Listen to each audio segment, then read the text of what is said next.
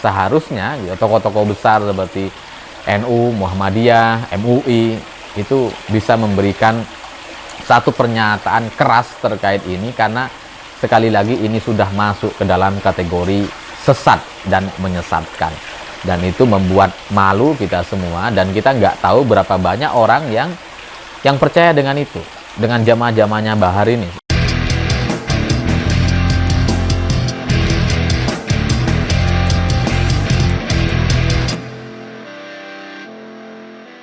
Selamat siang semuanya. Hari ini terus terang saya agak terganggu dengan video ceramah sesat dari Bahar Smith yang secara materi atau isinya itu sangat-sangat fatal kesalahannya. Ini udah nggak bisa diluruskan atau diklarifikasi. Ini murni sesat, salah fatal.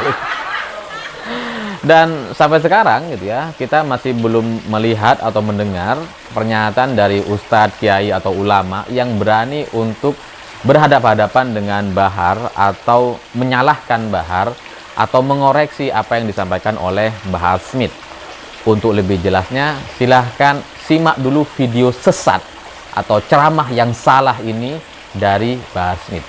Silakan. Ada janda punya anak perempuan, ya, janda punya anak perempuan.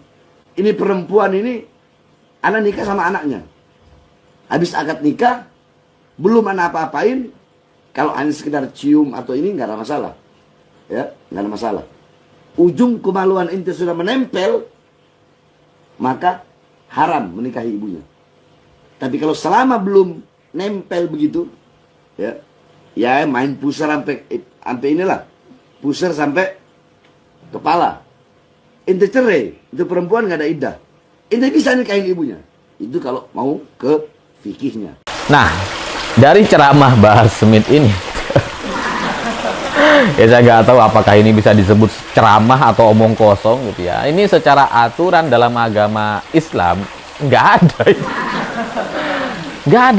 Nggak ada aturan yang kemudian membolehkan atau jalan yang membolehkan terjadinya pernikahan gitu ya, yang setelah menikahi seorang perempuan meskipun tidak diapa-apain terus kemudian bisa nikahi ibunya yang janda misalnya.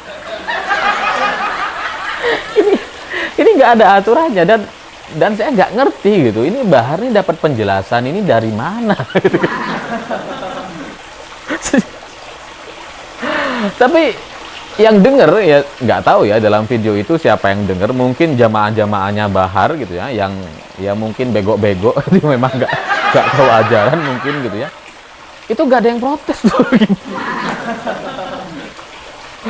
Padahal ini kan sebenarnya pelajaran yang sekalipun ada orang yang nggak tahu soal ajaran agama Islam gitu ya, kalau dilihat dari contoh kasusnya, menikahi seorang perempuan yang tidak diapa-apain terus kemudian nikahi ibunya, dalam logika kita saja mana bisa gitu, mana bisa.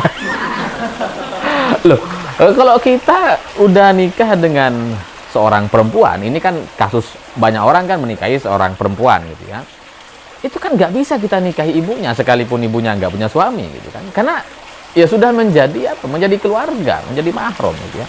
Ya kalau kita salaman dengan ibunya itu ya boleh gitu, mencium tangan sudah boleh gitu, karena mahram sudah menjadi mertua.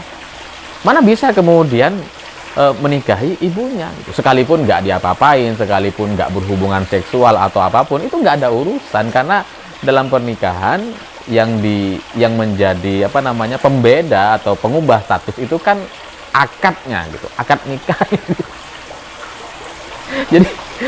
Jadi saya nggak ngerti kenapa kemudian Bahar bisa menjelaskan ajaran atau ceramah yang sesat itu. Mungkin itu dalam rangka untuk mendukung beberapa apa namanya kasus yang terjadi ya. Kan ada tuh, ada orang laki-laki nikahi anaknya gitu ya, tapi hubungan seksual sama ibunya, kan ada tuh. Itu udah jelas fatal kesalahannya gitu ya. Udahlah haram itu di atasnya haram. Haramnya kuadrat double. Ya tapi setelah saya coba pikir-pikir gitu ya, saya coba ingat-ingat lagi sebenarnya apa yang coba disampaikan oleh Bahar itu. Ternyata mungkin ya, ini kalau yang ceramah Bahar itu jelas adalah sesat gitu ya. Mungkin yang coba ingin disampaikan oleh Bahar itu adalah pernikahan yang menikahi ibunya gitu ya, menikahi seorang janda misalkan, terus kemudian belum diapa-apain, belum berhubungan seksual, lalu kemudian setelah itu cerai dan menikahi anaknya, itu memang boleh gitu. Tapi dari logika manusia, logika kebiasaan kita ketika menikah, itu kan menjadi sunnah gitu ya untuk melakukan hubungan seksual di malam pertamanya ya, kecuali misalkan terjadi haid atau apa gitu. Tapi ya tetap aja gitu, kalaupun itu terjadi dari etika, moral, kebiasaan, adat budaya Nusantara kita, sekalipun itu dibolehkan, kan apa pernah itu kemudian situasi atau kasus ini terjadi? Kan nggak ada gitu ya, setahu kita nggak ada. Kalaupun ada itu sangat-sangat khusus sekali gitu. Nah, sekalipun misalkan Bahar bisa menjelaskan ini secara benar, nggak terbalik objeknya kayak gini, karena mungkin Bahar itu kan kalau baca kitab kan suka kebalik-balik gitu ya. Kita baca kitab Arab itu dari kanan ke kiri, Bahar dari kiri ke kanan. Ada kan? Pernah dibahas di video saya gitu. Ya, sekalipun dia bisa menjelaskan secara benar seperti ini, objeknya benar gitu ya, yang menikahi seorang janda terus kemudian dicerai bisa menikahi anaknya, sekalipun bisa menjelaskan seperti itu, tidak terbalik-balik dalam video yang beredar tersebut gitu ya, ya tetap aja gitu, tetap aja itu menjadi satu bahasan yang khusus, yang sangat-sangat jarang terjadi gitu. Nah, permasalahannya ketika video ini beredar menjadi satu ceramah, satu materi dalam ceramahnya Bahar, yang namanya ceramah gitu ya, dan apalagi sudah beredar seperti ini, itu kemudian tidak bisa lagi menjadi bahasan khusus. Materi-materi ceramah, dakwah-dakwah yang disampaikan oleh ulama-ulama kita, oleh ustadz dan kiai-kiai kita gitu ya, yang namanya isi ceramah itu selalu bersifatnya umum, yang itu terjadi kepada mayoritas orang, terjadi kepada banyak orang, dan itulah yang kemudian membuat seorang ulama, kiai atau ustadz memberikan pencerahan. Karena ceramah itu sendiri harus umum materinya gitu ya, nggak bisa spesifik atau khusus kecuali itu ditanyakan oleh seseorang. Tapi ulama yang bijak gitu ya, ketika ada bahasan khusus seperti ini, ada pertanyaan misalkan, boleh nggak Ustadz Kiai atau Ustadz menikahi seorang janda terus kemudian cerai dan menikahi anaknya yang perempuan misalkan. Itu kalau orang yang bijaksana, ulama atau Ustadz Kiai yang bijaksana, ketika itu ditanyakan di tempat umum, nanti jawabannya gitu ya, nanti kita ngobrol gitu. Itu jawabannya harus khusus. Kenapa? Karena materi dakwah itu harus umum. Nah, Bahar ketika membahas ini secara salah gitu ya, membahas materi yang khusus, salah lagi, sesat dan khusus, dijadikan materi ceramah, itu kesalahannya sudah berganda gitu. Udahlah penjelasannya sesat, menjelaskan materi yang seharusnya khusus menjadi materi umum. Jadi bagi saya ini bukan yang pertama gitu ya, Bahar menunjukkan aibnya atau menunjukkan ketidaktahuannya soal ajaran agama Islam. Ya katakanlah dia cucu Nabi, cucu apapun itu, kita nggak peduli, karena apa yang kita pedulikan adalah materi atau isi dan apa yang dia sampaikan.